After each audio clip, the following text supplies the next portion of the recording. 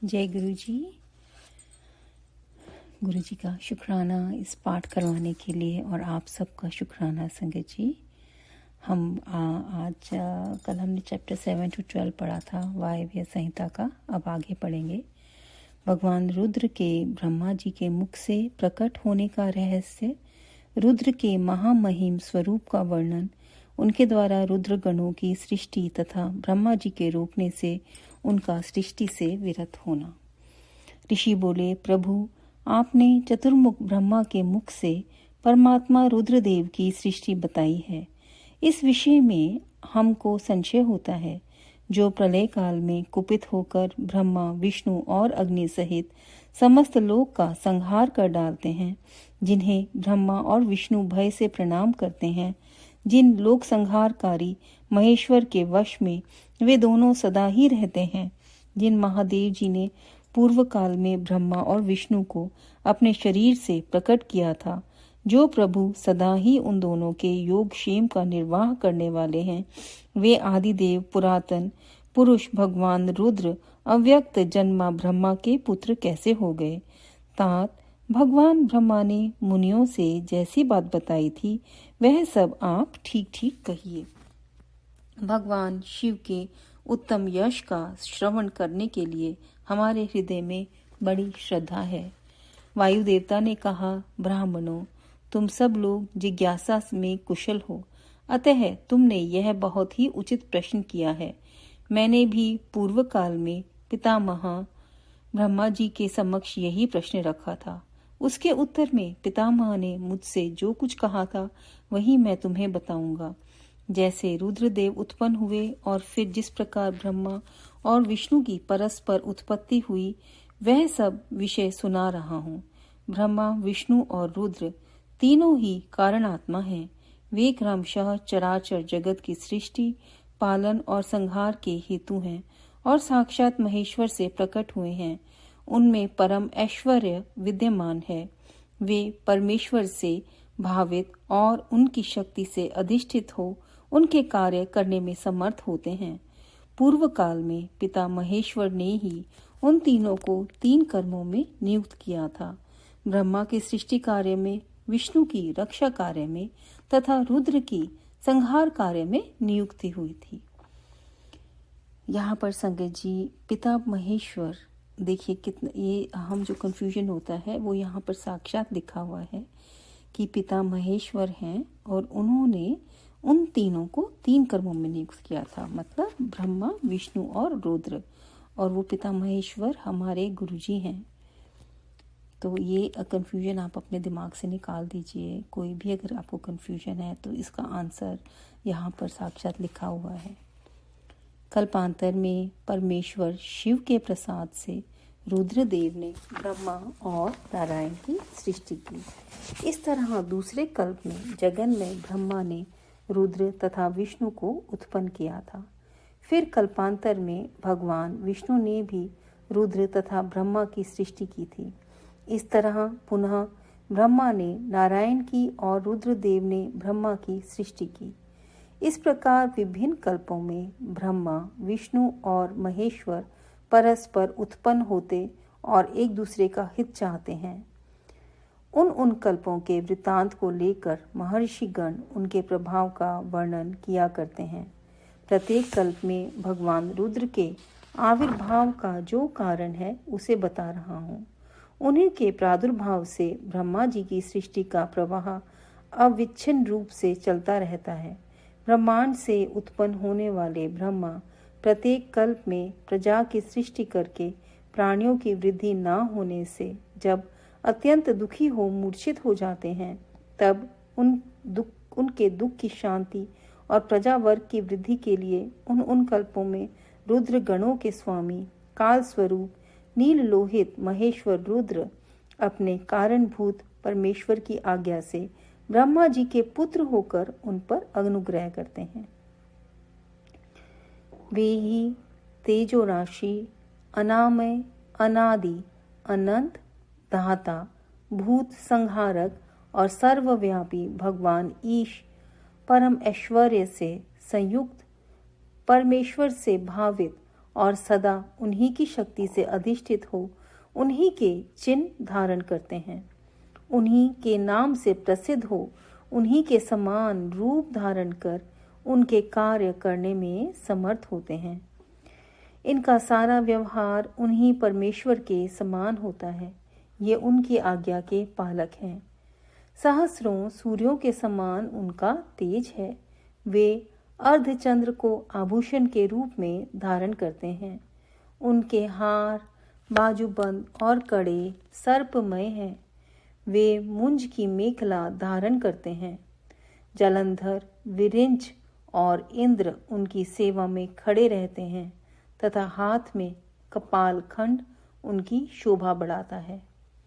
गंगा की ऊंची तरंगों से उनके पिंगल वर्ण वाले केश और मुख भीगे रहते हैं। उनके कमनीय कैलाश पर्वत के विभिन्न प्रांत टूटी हुई दाढ़ वाले सिंह आदि वन्य पशुओं से आक्रांत हैं। उनके बाएं कानों के पास गोलाकार कुंडल झिलमिलाता रहता है। वे महान वृषभ पर सवारी करते हैं। उनकी वाणी महान मेघ की गर्जना के समान गंभीर है। कांति प्रचंड अग्नि के समान उद्दीप्त है और बल पराक्रम भी महान है। इस प्रकार ब्रह्मपुत्र महेश्वर का विशाल रूप बड़ा भयानक है। वे ब्रह्मा जी को विज्ञान देकर सृष्टि कार्य में उनकी सहायता करते हैं। अतः रुद्र के कृपा प्रसाद से प्रत्येक कल्प में प्रजापति की प्रजा सृष्टि प्रवाह रूप से नित्य बनी रहती है। एक समय ब्रह्मा जी ने नील लोहित भगवान रुद्र से सृष्टि करने की प्रार्थना की। तब भगवान रुद्र ने मानसिक संकल्प के द्वारा बहुत से पुरुषों की सृष्टि की। वे सब के सब उनके अपने ही समान थे। सब ने जटाजूट धारण कर रखे थे। सभी निर्भय, नीलकंठ और त्रिनेत्र थे। जरा और मृत्यु उनके पास नहीं पहुंचने पाती थी। चमकीले शूल उनके श्रेष्ठ आयुध थे। उन रुद्र गणों ने संपूर्ण 14 भुवनों को आच्छादित कर दिया था। उन विविध रुद्रों को देखकर पितामह ने रुद्रदेव से कहा, देवेश्वर, आपको नमस्कार है। आप ऐसी प्रजाओं की सृष्टि ना कीजिए, आपका कल्याण हो। अब दूसरी प्रजाओं की सृष्टि कीजिए जो मरण धर्म वाली हो। ब्रह्मा जी के ऐसा कहने पर परमेश्वर रुद्र उनसे हंसते हुए बोले, मेरी सृष्टि वैसी नहीं होगी। अशुभ प्रजाओं की सृष्टि तुम ही करो। ब्रह्मा जी से ऐसा कहकर संपूर्ण भूतों के स्वामी भगवान रुद्र उन रुद्र गणों के साथ प्रजा की सृष्टि के कार्य से निवृत्त हो गए। यहाँ पे अध्याय 13 और 14 संपूर्ण होता है। संगत जी, हम आगे भी पढ़ लेते हैं। अध्याय 15 ब्रह्मा जी के द्वारा अर्धनारीश्वर रूप की स्तुति तथा उस स्तोत्र की महिमा। वायुदेव कहते हैं, जब फिर ब्रह्मा जी की रची हुई प्रजा बढ़ ना सकी, तब उन्होंने पुनः मैथुनी सृष्टि करने का विचार किया। इसके पहले ईश्वर से नारियों का समुदाय प्रकट नहीं हुआ था, इसलिए तब तक पितामह मैथुनी सृष्टि नहीं कर सके थे। तब उन्होंने मन में ऐसे विचार को स्थान दिया जो निश्चित रूप से उनके मनोरथ की सिद्धि में सहायक था। उन्होंने सोचा कि प्रजाओं की वृद्धि के लिए परमेश्वर से ही पूछना चाहिए, क्योंकि उनकी कृपा के बिना ये प्रजाएं बढ़ नहीं सकती। ऐसा सोचकर विश्वात्मा ब्रह्मा ने तपस्या करने की तैयारी की। तब जो आद्या, अनंता, लोक भावनी, सूक्ष्मतरा, शुद्धा, भावगम्या, मनोहरा, निर्गुणा, निष्प्रपंचा, निष्कला, नित्या तथा सदा ईश्वर के पास रहने वाली जो उनकी परमा शक्ति है, उसी से युक्त भगवान त्रिलोचन का अपने हृदय में चिंतन करते हुए ब्रह्मा जी बड़ी भारी तपस्या करने लगे। तीव्र तपस्या में लगे हुए परमेष्टि ब्रह्मा पर उनके पिता महादेव जी थोड़े ही समय में संतुष्ट हो गए। तदंतर अपने अनिर्वचनीय अंश से किसी अद्भुत मूर्ति में आविष्ट हो भगवान महादेव आधे शरीर से नारी और आधे शरीर से ईश्वर होकर स्वयं ब्रह्मा जी के पास गए। उन सर्वव्यापी सब कुछ देने वाले सत असत से रहित समस्त उपमाओं से शून्य शरणागत वत्सल और सनातन शिव को दंडवत प्रणाम करके ब्रह्मा जी उठे और हाथ जोड़ महादेव जी तथा महादेवी पार्वती की स्तुति करने लगे। ब्रह्मा बोले, देव महादेव आपकी जय हो, ईश्वर महेश्वर आपकी जय हो, सर्वगुण श्रेष्ठ शिव आपकी जय हो, संपूर्ण देवताओं के स्वामी शंकर आपकी जय हो, प्रकृति रूपिणी कल्याणमयी उमे आपकी जय हो, प्रकृति की नायिके आपकी जय हो, प्रकृति से दूर रहने वाली देवी आपकी जय हो, प्रकृति सुंदरी आपकी जय हो, अमोघ महामाया और सफल मनोरथ वाले देव आपकी जय हो, जय हो, अमोघ महालीला और कभी व्यर्थ ना जाने वाले महान बल से युक्त परमेश्वर आपकी जय हो, जय हो, संपूर्ण जगत की माता उमे आपकी जय हो, विश्व जगन्मय आपकी जय हो, विश्व जगत दात्री आपकी जय हो, समस्त संसार की सखी सहायिके आपकी जय हो, प्रभो आपका ऐश्वर्य तथा धाम दोनों सनातन हैं, आपकी जय हो, जय हो, आपका रूप और अनुचर वर्ग भी आपकी ही भांति सनातन है, आपकी जय हो, जय हो, अपने 3 रूपों द्वारा तीनों लोकों का निर्माण पालन और संहार करने वाली देवी आपकी जय हो, जय हो, जय हो, तीनों लोकों अथवा आत्मा अंतरात्मा और परमात्मा तीनों आत्माओं की नायिके आपकी जय हो, प्रभु जगत के कारण तत्वों का प्रादुर्भाव और विस्तार आपकी कृपा दृष्टि के ही अधीन है, आपकी जय हो, प्रलय काल में आपकी उपेक्षा युक्त कटाक्षपूर्ण दृष्टि से जो भयानक आग प्रकट होती है उसी के द्वारा सारा भौतिक जगत भस्म हो जाता है, आपकी जय हो, देवी आपके स्वरूप का सम्यक ज्ञान देवता आदि के लिए भी असंभव है, आपकी जय हो, आप आत्म तत्व के सूक्ष्म ज्ञान से प्रकाशित होती हैं,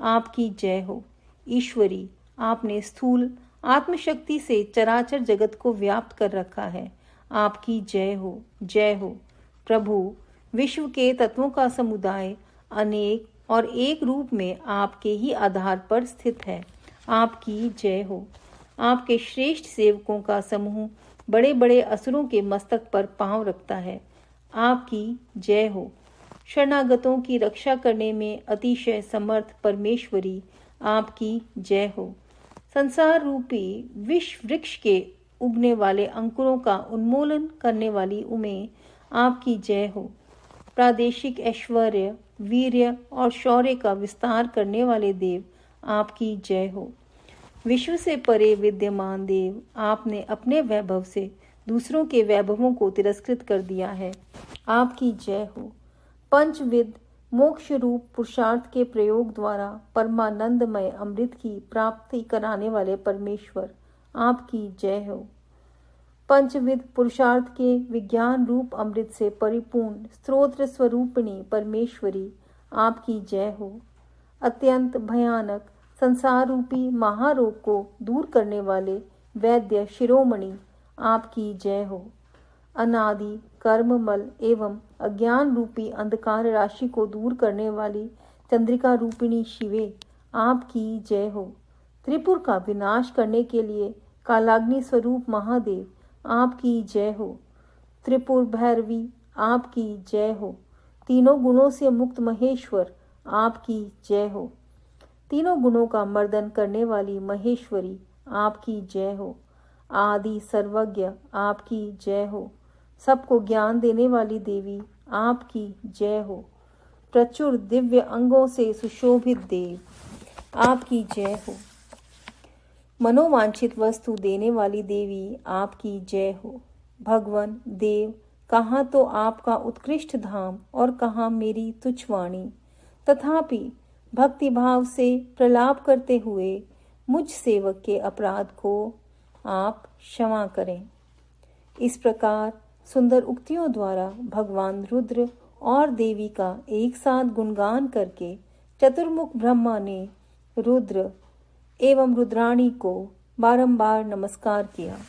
ब्रह्मा जी के द्वारा यह पवित्र एवं उत्तम अर्धनारीश्वर स्तोत्र शिव तथा पार्वती के हर्ष को बढ़ाने वाला है, जो भक्ति पूर्वक जिस किसी भी गुरु की शिक्षा से इस स्तोत्र का पाठ करता है, वह शिव और पार्वती को प्रसन्न करने के कारण अपने अभीष्ट फल को प्राप्त कर लेता है। जो समस्त भुवनों के प्राणियों को उत्पन्न करने वाले हैं, जिनके विग्रह जन्म और मृत्यु से रहित हैं तथा जो श्रेष्ठ नर और सुंदरी नारी के रूप में एक ही शरीर धारण करके स्थित हैं, उन कल्याणकारी भगवान शिव और शिवा को मैं प्रणाम करता हूँ। जय गुरु जी। यहाँ पे अध्याय 15 समाप्त होता है।